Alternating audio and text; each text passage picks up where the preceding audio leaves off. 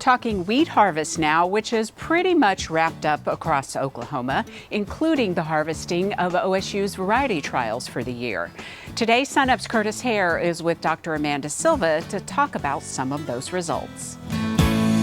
Well, it's that time of year where we check in with Dr. Amanda Silva to find out about her variety trial results. But first, Amanda, wheat harvest is pretty much finally wrapped up, and for your variety trial fields as well. Yes, most of the state, we are done finally. It took us a long time to get started, and then it just took so long for us to be able to get into those muddy fields and get done. But I think we're mostly wrapped up by now. So kind of talk a little bit about the challenges and maybe even recent challenges, because that rain still, like stuck around. And what were you hearing throughout the state? Yeah, it was just so wet. The rain would not give us a break. So anytime we were getting ready, so basically the wheat was ready in most cases, but the ground was just so wet and that rain would not stop. And so farmers had to deal with muddy fields, high moisture, very high moisture, so they couldn't really, in cases where they could get in the field, they couldn't really start very early, so made their day very short. And yeah, those are really big issues in our state this harvest. Well, let's go ahead and dive into the variety trial results. Was there anything in there that kind of surprised you at all?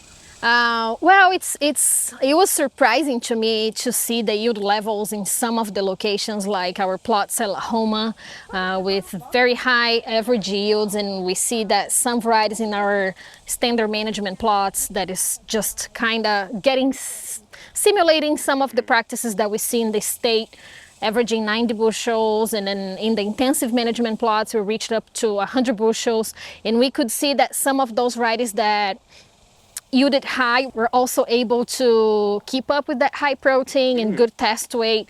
So we have very good comparisons for those varieties in high intensive management plots, but also in some of those standard management plots. So that was surprising to see such high yield levels this year. So what about test weights?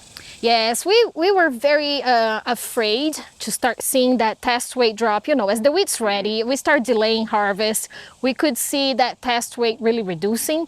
Overall in the state, I think we kept a good average. In our plots, we saw that drop severely. Some varieties were able to hold that test weight a little better than others. That's a lot to do with some maturity range. If you have a very early maturing variety that is sitting there ready for a longer time, you may see that test weight dropping more than some others, and some is just genetic. So some varieties just have a better test weight than others. But overall in this state, I think we were able to keep a good average, so around 60s, maybe 58 or so, but yeah. And one interesting aspect of this data is it reflects some shattering when it comes to wheat as well. So talk a little bit about that. Well, what we do is we take the opportunity in any location we had an issue, we take an opportunity to get ratings and get more information on these varieties. And so Cherokee, for example, that we saw some late season storms coming up near the plots, and that caused the wheat to shatter.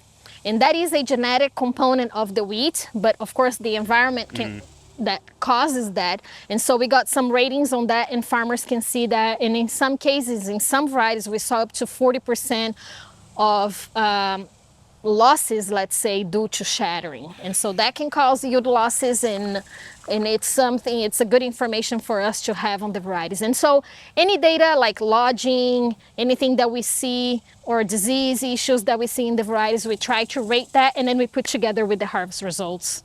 And obviously producers can access this information right away, right now, because you have a lot of this stuff online. Yes, we put everything online, so everything is posted on the wheat.okstate.edu website.